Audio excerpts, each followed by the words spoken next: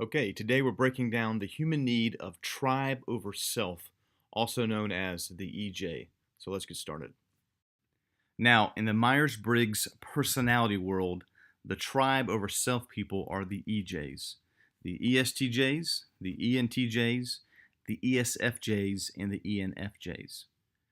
Now, in the typical Myers-Briggs classifications, these four types aren't usually placed together.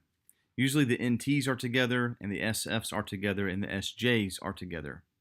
But the one thing that all the EJs have in common is that their major life addiction is validation from people. EJs all have the primary saving function of either extroverted thinking or extroverted feeling. What this means is that they are addicted to doing for others or helping others. On the surface, this seems very noble and very Christ-like. But if you look underneath the surface, the basic motivation for the human need here is one of acceptance and validation, which leads to survival. The EJ assures survival by catering to the needs of others. If others find them valid and acceptable, then they will keep them in their group or their lives. So the basic motivation for the EJ is to want to be liked, valued, or appreciated. Now, the ESTJ and the ENTJ are logic and reason dominant people. So they want to be valued and appreciated for their works or their accomplishments. The ESFJ and the ENFJ, as feeling and value dominant people, they want to be valued and appreciated for how they take care of others. Therefore, many EJs become workaholics and perfectionists. Deep down, they reason, if I just work hard enough or try hard enough, then I will be successful in people's eyes. And when I'm successful, I'll be able to prove to myself and others that I am good enough for them and find validation for that.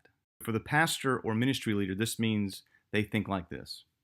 If I work hard enough and practice hard enough, my sermons, my teachings, if I prepare hard enough, then the results will happen. And I won't get fired or lose my job because the people will see how hard I work, so I will be able to survive any church problem because I am good enough. Now, the problem with this approach is that it leads to many physical problems that build up over time. Stomach ulcers, high blood pressure, panic attacks, burnout, and eventually breakdowns. The EJ puts so much pressure on his or herself that the body physically breaks down. So what can the EJ do about this? The EJ must figure out what it is they desire in their life. What is it they really want, besides the tribe validation? If tribe validation was never a thing, never a possibility, what would it be that the EJ was passionate about? Many EJs are in leadership positions because they work very well with people, and they're very good in taking in all opinions, and they drive the ship slowly so that no one gets knocked overboard. The trap the EJ finds themselves in is that without a clear vision or mission of where that ship is leading, the EJ can fall into this trap of constantly meeting everybody's needs. And when they're doing that, they don't see when that iceberg is up ahead. If they miss the iceberg, they may find that they are driving a ship to nowhere, no clear destination. The question for the EJ is, where do you want to go? If this sounds like you, spend some time praying and asking the Lord to help pull that vision out of you. You went into ministry or leadership for a reason other than tribe validation. Sure, that was the unconscious reason, but there's something more noble in you that you need to pull to the surface and keep out in front. There is the EJ problem and the challenge in the EJ's life. Comment below how maybe you as an EJ have experienced this tidal wave effect, this life cycle, and what you've done about it. Many people reach this stage around age 40 and they have a midlife crisis because they realize that the things they've been doing is not working and something needs to change.